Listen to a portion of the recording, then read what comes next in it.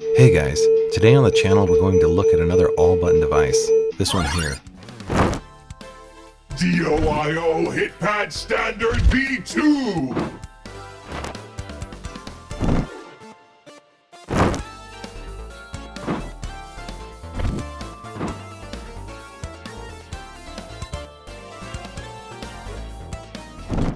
Taking it out of the box, we see this controller has a nice and vibrant, almost Cheeto orange color, and then also has this little wrist rest area with some stock changeable art options.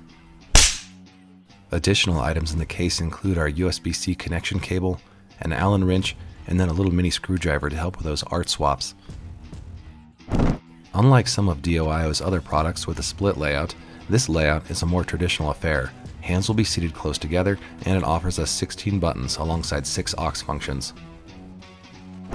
At a glance, its measurements call to mind the Snackbox Micro XL, with obviously a bit more width because of the additional wrist area. Here are the dimensions, and although there's a fair bit of acrylic construction with the underside and that wrist area, all that orange real estate is actually an aluminum alloy, so maybe a bit heavier than one would expect.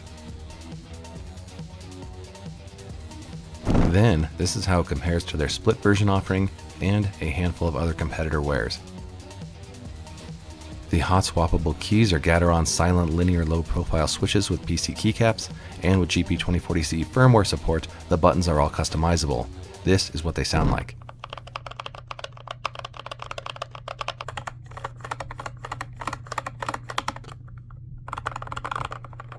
The caps are rounded on the edges and then low enough from the top of the enclosure to allow for pretty easy slides if that's something you look for in a controller.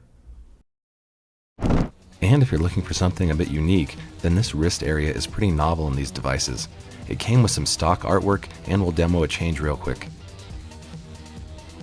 I used the mini screwdriver provided in the box to take it up. It was easy enough to go from game over to spark me, but I will say that one of the art screws was in there so firmly that I almost stripped the screw. In the end, I had to get a bit gorilla to coax it out. I doubt that's something you'll have to worry about when you change your own, and it seemed like a strange one-off that was wildly over-tightened, but probably still worth mentioning here. The stock art options are interesting. We'll leave it with another of theirs for now, but I think it will be more fun to change to something a bit more custom and unique to us here in just a bit. For now, we can plug it in and check out that dynamic RGB lighting. The glow carries well through the acrylic, so the sides look very nice. And there's a switch on the top which allows for a user to cycle through quick color changes.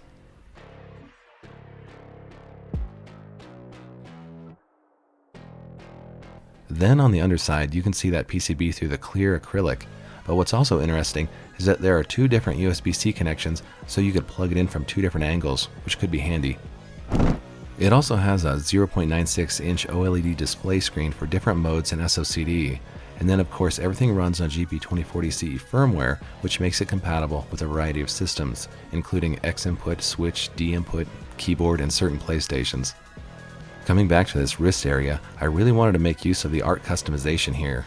So, with this orange color bringing to mind some mac and cheese, I tapped one of my art buddies, Hugs and Giggles, so he could run with that concept. After a quick back and forth, we settled on this, something that straddles that line between corny and amazing, and a definite upgrade over Spark Me. Anyway, the gameplay was fine and everything worked really well in my time with the device. Buttons are remappable, so a user can take advantage of some of these extra functions, which is nice. And then the wrist rest, which I thought would be more of a novelty, was something I ended up really appreciating. I prefer slightly larger all-button controllers beyond the JFA Micro or Flatbox Standard, so this worked well for me.